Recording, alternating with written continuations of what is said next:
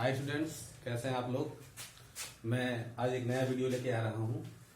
How to write chemical formula of ionic compound. जैसे जो ionic compound होते हैं उनका केमिकल फार्मूला क्या होता है, कैसे लिखा जाता है। जैसे आप केमिस्ट्री पढ़ते हैं, बहुत सारी दिक्कत आती है, बहुत दिक्कत आती है बच्चों को कि कैसे फार्मूला कोई कंपाउंड है उसका फार्मूला उनको याद नहीं होता है। तो मैं एक ऐसा आपको ट्रिक बताऊंगा कि जिससे आप सेकंडों में किसी भी केमिकल कंपाउंड का नाम लिख लेंगे। ठीक है, तो सबसे पहली चीज क्या है कि ये ट्रिक मैं बता रहा हूं आयनिक कंपाउंड के लिए, और आपको ये जानना जरूरी है कि आयनिक कंपाउंड होते क्या हैं।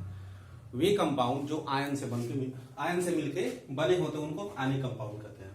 Compound found by ions are called as ionic compound. जैसे देखिए कॉमन साल्ट या जिसको हम टेबल साल्ट भी कहते हैं, जो हम खाने में यूज करते हैं। ठीक है, जो खाने में क्या करते हैं, यूज करते हैं, वो होता है सोडियम क्लोराइड। उसका केमिकल नेम सोडियम क्लोराइड होता है, और इसमें दो तरह का आयन होता है, एक सोडियम आयन होता है, दूसरा क्या होता है, क्लोराइड आयन होता है। जैसे एक कंपाउंड है पोटेशियम सल्फेट, आयनिक कंपाउंड है, तो इसमें दो आयन होते हैं, एक पोटेशियम आयन होता है, दूसरा क्या होता है, सल्फेट आयन होता है।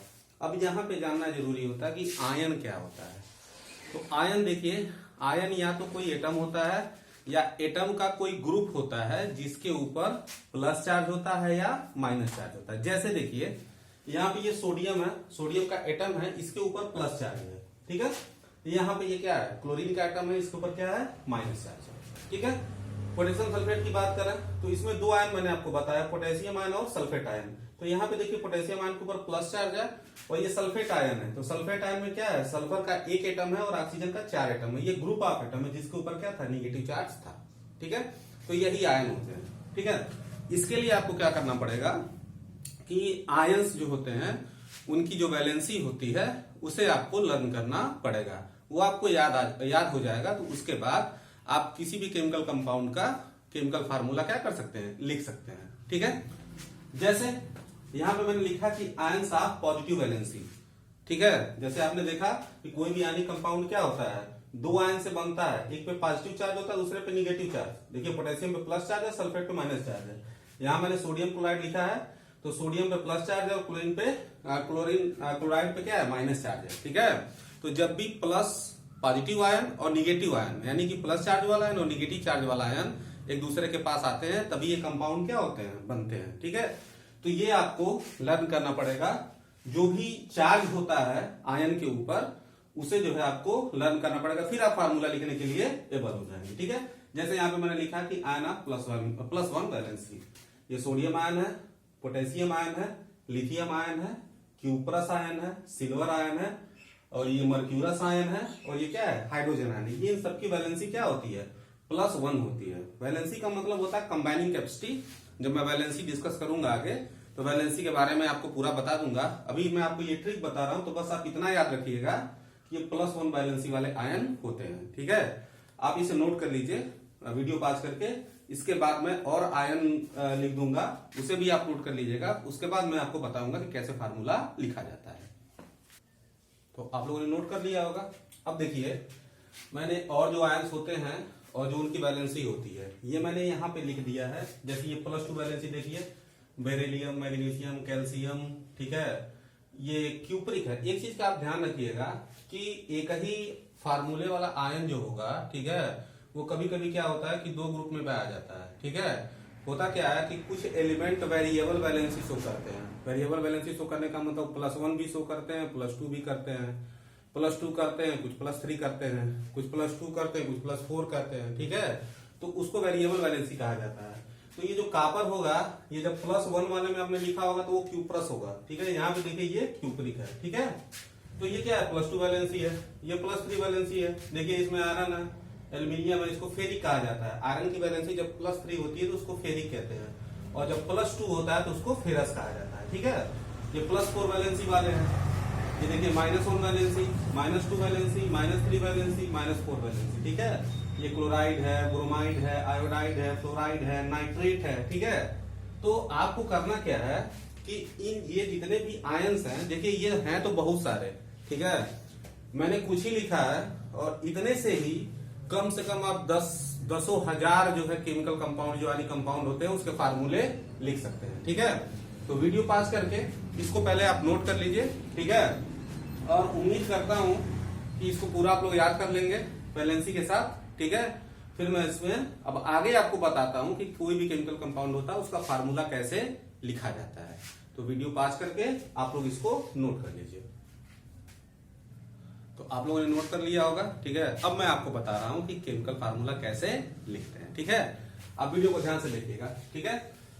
जैसे मान लीजिए पहले तो जो मैंने एग्जाम्पल बताया था शुरू में, जैसे टेबल साल्ट का बताया था या पोटेशियम सल्फेट बताया था, ठीक है, उसका फार्मूला जो है उसी को बता रहा हूं कि कैसे आया था। देखिए जैसे मान लीजिए आपसे कोई कहता है कि आप सोडियम क्लोराइड का फार्मूला लिखिए। किसका फार्मूला लिखिए? सोडियम क्लोराइड का, ठीक है। अब सोडियम क्लोराइड का तो इसमें देखिए दो नाम है, एक सोडियम है दूसरा क्या है? क्लोराइड है। अब हम क्या करेंगे, जो वैलेंसी वाला मैंने आपको लिखवाया देखेंगे सोडियम किस में पाया जाता है। तो आप देखिएगा जो सोडियम है, सोडियम किस में आता है? +1 में आता है। और देखिए जब भी फार्मूला लिखा जाता है तो उसमें आपको यहाँ पे प्लस या माइनस लिखने की जरूरत नहीं पड़ती है, ठीक है। वो प्लस या माइनस इसलिए लिखवाया गया है कि कोई भी अगर आयनिक कंपाउंड बनता है तो एक पॉजिटिव आयन और दूसरा निगेटिव आयन, मतलब कि एक प्लस वाला और दूसरा माइनस वाला ही कंबाइन होकर कंपाउंड बनाते हैं, ठीक है। इसलिए उसको बताया गया। सोडियम एक में आता है, क्लोराइड किस में आता है? वो भी एक में ही आता है। इसका आप क्रॉस मल्टीप्लाई कर दीजिए, ठीक है।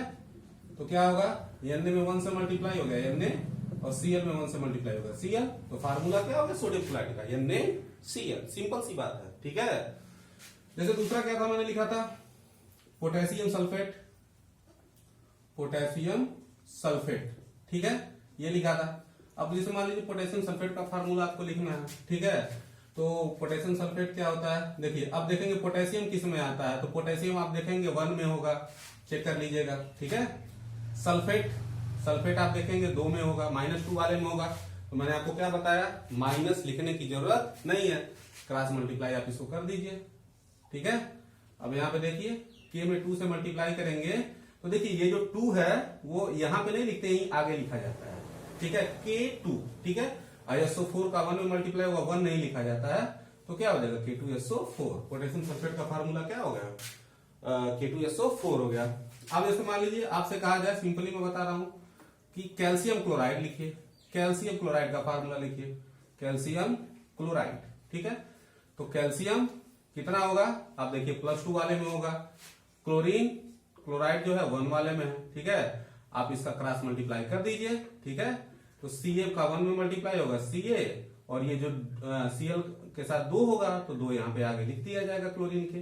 तो क्या होगा? CaCl2। ये कैल्शियम क्लोराइड का फार्मूला हो गया, ठीक है। और भी एग्जाम्पल मैं आपको बता रहा हूं, अलग अलग तरीके का बता दे रहा हूं। जैसे आपसे मान लीजिए कहा जाए बेरियम कार्बोनेट का लीजिए, बेरियम कार्बोनेट, ठीक है। बेरियम कार्बोनेट का फार्मूला आपको लिखना है, ठीक है। तो अब इसमें हम देखेंगे बेरियम किस में आया, कार्बोनेट किस में आया। तो आप देखिएगा बेरियम आता है +2 में, और कार्बोनेट आयन जो होगा वो -2 में। आप इसको चेक कर लीजिएगा, ये उसमें होगा।